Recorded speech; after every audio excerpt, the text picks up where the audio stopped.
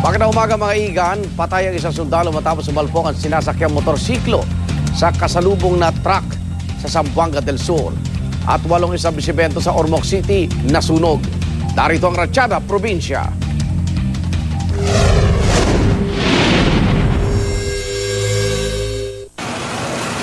Dahil sa sumabog na LPG tank, nilamon ng apoy ang 8 establishmento sa kanto ng Real at Burgos sa Ormoc City. Tulong-tulong ang mga bumbero sa pagbomba ng tubig pero sadyang pahirapan ang pag-apula rito.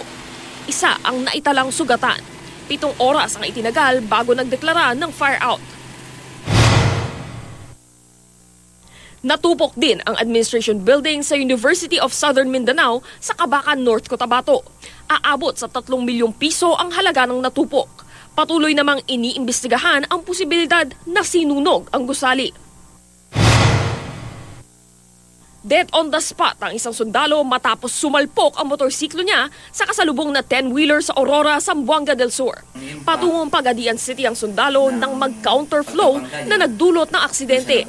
Nangako naman ng tulong ang driver ng truck sa pamilya ng biktima. Para sa unang balita, Micaela Papa reporting.